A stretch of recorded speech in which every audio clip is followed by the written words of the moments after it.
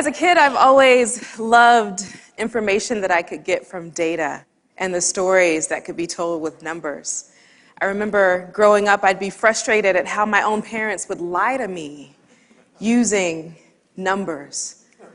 You know, Talithia, if I've told you once, I've told you 1,000 times. No, Dad, you've only told me 17 times, and twice it wasn't my fault.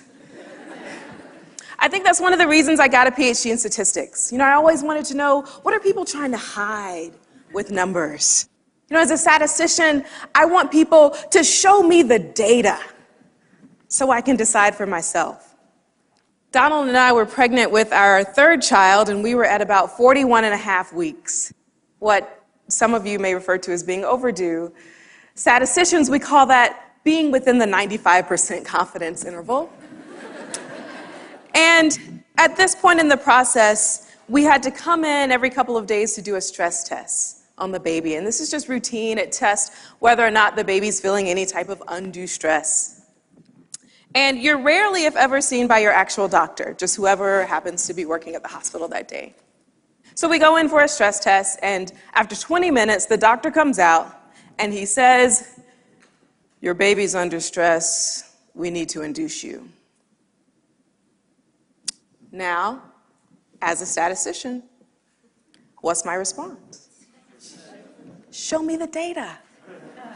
So then he proceeds to tell us the baby's heart rate trace, where for 18 minutes the baby's heart rate was in the normal zone, and for 2 minutes it was in what appeared to be my heart rate zone. And I said, well, is it possible that maybe this was my heart rate? You know, I was moving around a little bit. It's hard to lay still on your back. 41 weeks pregnant for 20 minutes. You know, maybe it was shifting around. He said, well, we don't want to take any chances. I said, okay. I said, what if I was at 36 weeks with this same data? Would your decision be to induce? Well, no, I would wait until you were at least 38 weeks, but you're almost 42. There's no reason to leave that baby inside. Let's get you a room. I said, well, you know,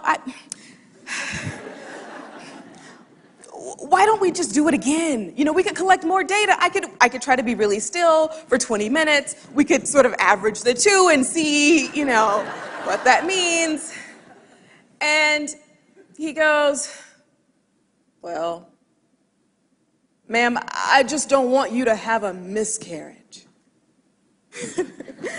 Well, that makes 3 of us. And then he says, you know, your chances of having a miscarriage double when you go past your due date. Let's get you a room. Wow. So now, as a statistician, what's my response? Show me the data. Dude, you're talking chances. I do chances all day long. Tell me all about chances. Let's talk chances. Let's talk chances. So I say, okay, great. So like, do I go from like a 30% chance to a 60% chance? Like, where are we here with this miscarriage thing? And he goes, well, not quite, but it doubles. And we really just want what's best for the baby. Undaunted, I tried a different angle. I said, okay, out of 1,000 full-term pregnant women, how many of them are going to miscarry just before their due date? And then he looks at me and looks at Donald, and he goes, about 1 in 1,000. I said, okay. And so of those 1,000 women, how many are going to miscarry just after their due date? About 2. I said, okay, so you're telling me that my chances go from a 0.1% chance to a 0.2% chance. Okay, so at this point, the data is not convincing us that we need to be induced. And so then we proceed to have a conversation about how inductions lead to a higher rate of cesarean section, and if at all possible, we'd like to avoid that. And then I said, you know, and I really don't think my due date is accurate. And so this really stunned him, and he looked sort of puzzled. And I said, well, you may not know this, but pregnancy due dates are calculated assuming that you have a standard 28-day cycle, and my cycle ranges. Sometimes it's 27, sometimes it's up to 38, and I had been collecting the data to prove it. And so We ended up leaving the hospital that day without being induced. We actually had to sign a waiver to walk out of the hospital. And now I'm not advocating that you not listen to your doctors, okay? Because even with our first child, we were induced at 38 weeks. Cervical fluid was low, right? I'm not anti-medical intervention. But why were we confident to leave that day? Well, we had data that told a different story, right? We had been collecting data for 6 years. I had this temperature data, and it told a different story. In fact, we could probably pretty accurately estimate conception. Yeah, that's a story you want to tell at your kid's wedding reception. I remember it like it was yesterday. My temperature was a sizzling 97.8 degrees as I stared into your father's eyes. Oh yeah, oh yeah. 22 more years we're telling that story. But we were confident to leave because we had been collecting data. Now, what does that data look like? Here's a standard chart of a woman's waking body temperature during the course of a cycle. So from the beginning of a menstrual cycle to the beginning of the next. You'll see that the temperature is not random, right? There's a low pattern at the beginning of her cycle, and then you see this jump, and then a higher set of temperatures at the end of her cycle. So what's happening here? What is that data telling you? Well, ladies, at the beginning of our cycle, the hormone estrogen is dominant, and that estrogen causes a suppression of your body temperature. And at ovulation, your body releases an egg, and progesterone takes over. Progestation, right? And so your body heats up in anticipation of housing this new little fertilized egg. So why this temperature jump? Well, think about when a bird sits on her eggs, right? Why is she sitting on them? She wants to keep them warm, right? Protect them and keep them warm. Ladies, this is exactly what our bodies do every month. They heat up in anticipation of keeping a new little life warm. And if nothing happens, if you're not pregnant, then estrogen takes back over and that cycle starts all over again. But if you do get pregnant, sometimes you actually see another shift in your temperatures, and it stays elevated for those whole 9 months. That's why you see those pregnant women just sweating and hot, right? Because their temperatures are high. Here's a chart that we had about 3 or 4 years ago. We were really very excited about this chart. You'll see the low temperature level and then a shift. And for about 5 days, that's about the time it takes for the egg to travel down your fallopian tube and implant. And then you see those temperatures start to go up a little bit. And in fact, we had a second temperature shift confirmed with a pregnancy test that we were indeed pregnant with our first child. Very exciting. Until a couple of days later, I saw some spotting, and then I noticed heavy blood flow. And we had, in fact, had an early stage miscarriage. And what appeared, had I not been taking my temperature, I really just thought my period was late that month. But we actually had data to show that we had miscarried this baby. And even though this data revealed a really unfortunate event in our lives, it was information that we could then take to our doctor, right? So if there was a fertility issue or some problem, I had data to show, like, look, we got pregnant, our temperature shifted, we somehow lost this baby. What is it that we can do to help prevent this problem? And it's not just about temperatures, and it's not just about fertility. You know, we can use data about our bodies to tell us a lot of things. For instance, did you know that taking your temperature can tell you a lot about the condition of your thyroid? So your thyroid works a lot like the thermostat in your house, right? There's an optimal temperature that you want in your house. You set your thermostat. When it gets too cold in the house, your thermostat kicks in and says, hey, we need to blow some heat around. Or if it gets too hot, your thermostat sort of registers, turn the AC on, cool us off. That's exactly how your thyroid works in your body.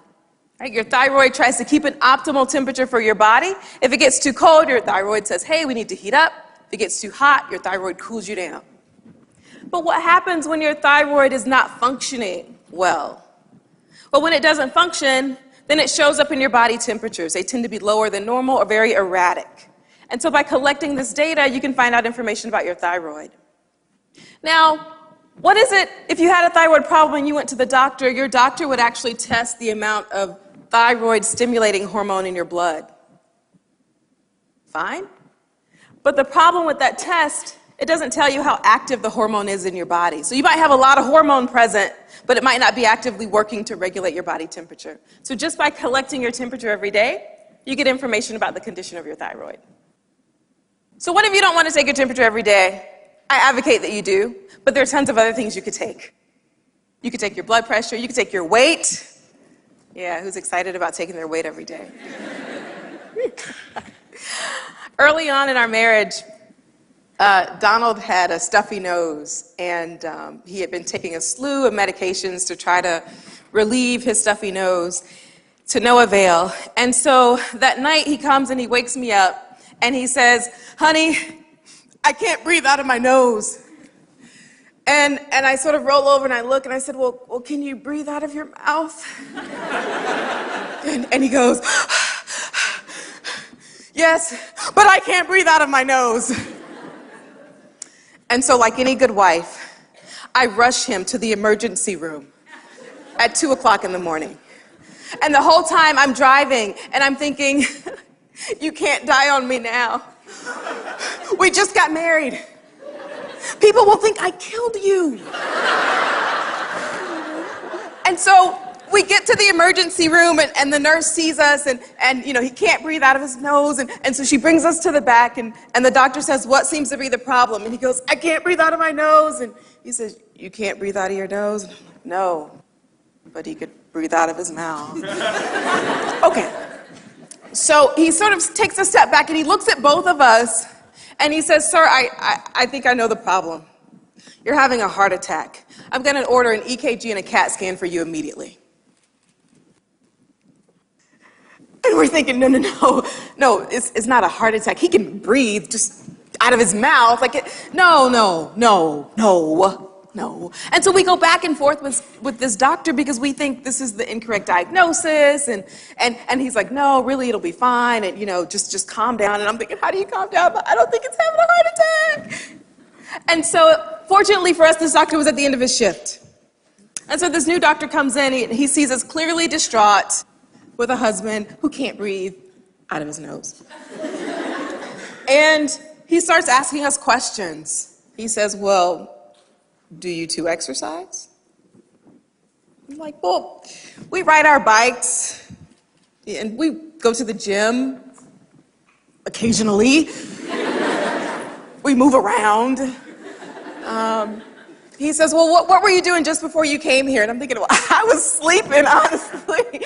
But okay, what was Donald doing just before he was taken? So Donald goes into this slew of medications he was taking. And he lists, I took this decongestion, and then I took this nasal spray, and then all of a sudden a light bulb goes off, and he says, "Oh, you should never mix this decongestant with this nasal spray. Clogs you up every time. Here, take this one instead." Gives us a prescription. And so we're looking at each other, and I look at the doctor, and I say, well, why is it that it seems like you were able to accurately diagnose his condition, but this previous doctor wanted to order an EKG and a CAT scan? And he looks at us, and he says, "Well, when a 350-pound man walks in the emergency room and says he can't breathe, you assume he's having a heart attack, and you ask questions later." Now, emergency room doctors are trained to make decisions quickly, but not always accurately. And so had we had some information about our heart health to share with him, maybe we would have gotten a better diagnosis the first time. I want you to consider the following chart of systolic blood pressure measurements from October of 2010 to July of 2012. You'll see that these measurements start in the pre-hypertension zone, but over about the course of a year and a half, they move into the normal zone. This is about the heart rate of a healthy 16-year-old. What story is this data telling you? Okay. Obviously, it's the data from someone who's made a drastic transformation. And fortunately for us, that person happens to be here today. So that 350-pound guy that walked into the emergency room with me is now an even sexier and healthier 225-pound guy. And that's his blood pressure trace. So over the course of that year and a half, Donald's eating changed, and our exercise regimen changed, and his heart rate responded, right? His blood pressure responded to that change that he made in his body. So what's the take-home message that I want you to leave with today? By taking ownership of your data, just like we've done, right? Just by taking these daily measurements about yourself, you become the expert on your body. You become the authority. It's not hard to do.